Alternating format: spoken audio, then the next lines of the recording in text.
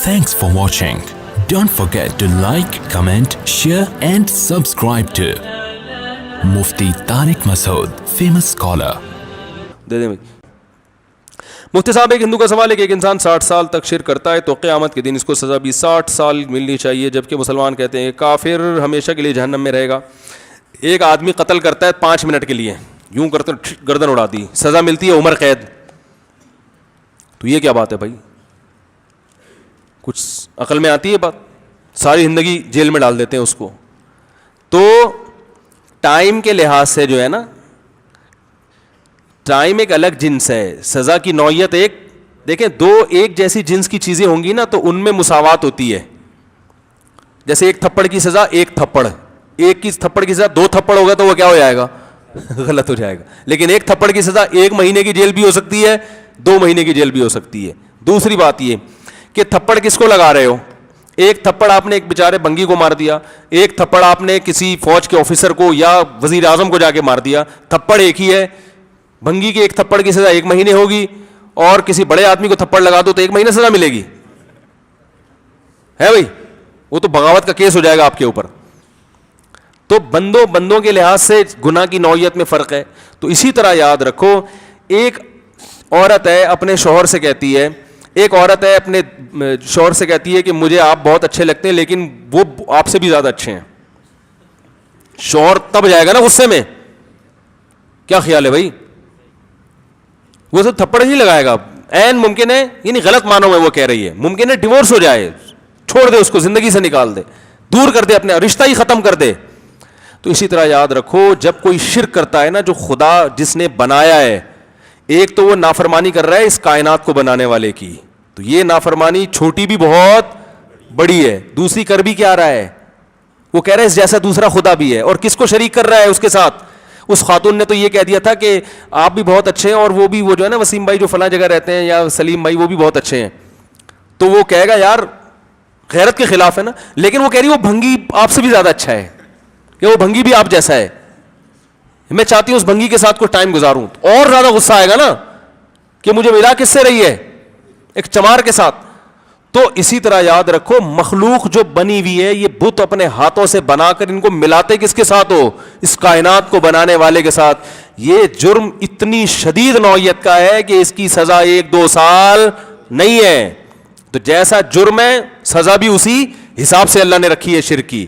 تو یہ آپ اس کو ہلکا سمجھ رہے ہیں اس لیے کہ آپ کرتے ہیں جرم. اللہ جو سزا دے گا اس کی نظر میں یہ جرم ہلکا نہیں ہے. چلو بھائی، عورت 7 مارچ کے حوالے سے آپ کیا کہنا چاہیں گے؟ وہ میں بہت دفعہ بہت کچھ کہہ چکا ہوں. یہ جمعے کا ہے تو 7 مارچ تو گزر گئی نا، تو بہت اس پہ کہا جا چکا ہے. یہ ہمیں بس فضول بات نہیں. مردوں کے حقوق کی بھی کچھ کبھی بات کر لیا کرو بھائی. بہت سی عورتوں نے مردوں کو یرغمال بنایا ہوا ہے. جہاں عورتوں پہ ظلم ہوتا ہے آدمیوں پہ بھی بہت ظلم ہوتا ہے. لطیفے بنے ہوئے ہیں سارے آدمیوں پہ بنے ہوئے ہیں. وہ ایک خاتون گئی نا نفسیاتی ڈاکٹر کے پاس اپنے شوہر کو لے کے، کہ ٹینشن میں رہتے ہیں ہر وقت. شوہر نے نیند کی گولیاں، ڈاکٹر نے نیند کی گولیاں دے دیں. خاتون کہتی ہے ان کو کس وقت کھلاؤں؟ اس نے کہا یہ آپ کھایا کریں، جتنا کھائیں گی جلدی ریکور ہو جائیں گے. تو ڈاکٹر کو اندازہ ہو گیا کہ ان کی وجہ سے یہ ٹینشن میں. تو ایسے بھی کیس ہیں. لیکن ہر طرف دونوں پہ ظلم ہوتا ہے، کبھی عورتوں پہ ہوتا ہے کبھی آدمیوں پہ ہوتا ہے. دیندار آدمی ظلم نہیں کرتے. اگر وہ ظلم کر بھی رہے ہیں نا تو میں نے دیکھا ہے کہ وہ بے دین لوگ کر رہے ہوتے ہیں. سمجھ رہے ہیں؟ دیندار آدمی تو اللہ سے ڈرتا ہے بھائی، وہ کیوں ظلم کرے گا؟ بے دین لوگ زیادہ کر رہے ہوتے ہیں ظلم. اور واقعات بھی ہمارے سامنے. ایک کینیڈا سے ایک صاحب کا فون آیا کہ یہاں جو پاکستانی رہتے ہیں، سب نہیں بھائی، وہ کینیڈا کی کونسل میں ہے، یونین کونسل میں، جن کا کام ہے میاں بیوی میں جوڑ ووڑ پیدا کرنا، اس کونسل میں ہوتے ہیں. انہوں نے بتایا کہ ایسے کیس آتے ہیں کہ مرد اتنا مارتے ہیں عورتوں کو جانوروں کی طرح. حالانکہ وہاں تو لا ہے، فوراً جیل ہو جاتی ہے. کہہ رہے ایک آدمی نے بیوی کو مارا، اور کہتے ہیں زیادہ تر مارنے کے کیس شراب کی وجہ سے ہوتے ہیں.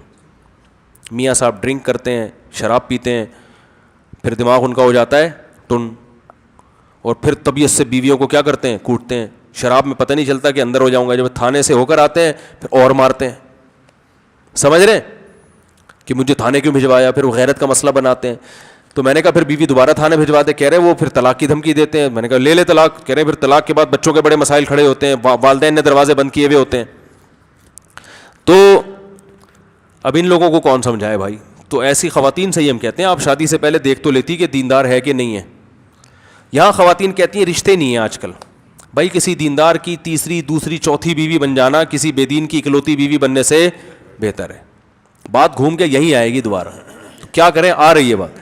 چلو دیندار نہیں تو کم از کم ایک سمجھدار تو ہو نا. اور دیندار کا مطلب صرف ٹوپی داڑھی پگڑی نہیں ہے, یہ بہت بڑی بھول ہے. وہ کہتے ہیں ٹوپی والا تھا, تو ٹوپی والے بہت سے ٹوپیاں کرانے والے ہوتے ہیں. وہ ایک ٹوپی انہوں نے اپنے سر پہ بھی رکھی ہوئی ہوتی ہے. دیندار کا مطلب واقعی دیندار ہو. صرف دیندار کا مطلب نماز داڑھی دیکھ لی تو یہ اتنا کافی نہیں ہے.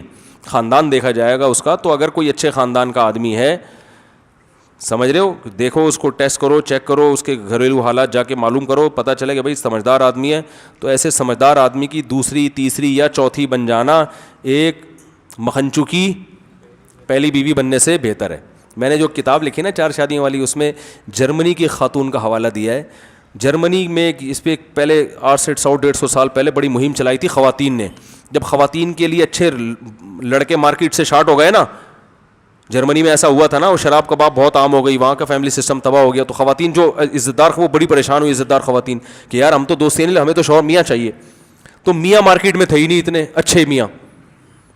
بھائی اچھے میاں جو شراب سے بچتے ہوں اور یہ سب ڈرگس وغیرہ سے بچتے ہیں, وہ مارکیٹ میں آج بھی جرمنی میں شراب سے بچنے والے تو بہت تھوڑے ہوں گے نا. تو ان خاتون نے جلوس نکالا, جیسے ہمارے یہاں یہ آزادی مارچ ہو رہا ہے, اس میں انہوں نے یہ نعرے لگائے کہ ایک ذمہ دار آدمی کی میں 10ویں بیوی بننا قبول کر لوں گی اور ایک نااہل کی اکلوتی بننے کے لیے تیار نہیں ہوں, لہذا مردوں کو زیادہ شادیوں کی اجازت دیجیے. یہ جرمنی میں ریلیاں نکلی ہیں. تو اگر یہ خواتین دھرنا دیتی کہ آج کل لڑکیوں کے لیے اچھے مرد مارکیٹ میں شارٹ چل رہے ہیں, تو حکومت اجازت دے کہ اگر ہمیں کوئی بندہ اچھا لگے, ٹیسٹ ہم خود کریں گے کہ یہ اچھا ہے کہ نہیں ہے, اچھا لگے اور پہلے سے میرڈ ہو, تو وہ مرد ہم سے بھی شادی کر کے حقوق ادا کرے. اس کے لیے پہلی بیوی سے اجازت لینا ضروری نہ ہو, تاکہ ایک اچھے آدمی پر ایک عورت قبضہ نہ کر سکے. تو یہ بات ہوتی ہے, ہم کہتے ہیں خواتین کے حقوق کی. واقعی اس میں عورت کو آسانی ہوتی. بھائی تم چاہو تو کسی, تمہیں تھوڑی کو زبردستی مجبور کر رہا ہے کہ دوسری بیوی بنو. تمہیں کوئی پہلی میں اچھا مل رہا ہے تو بہت اچھی بات ہے.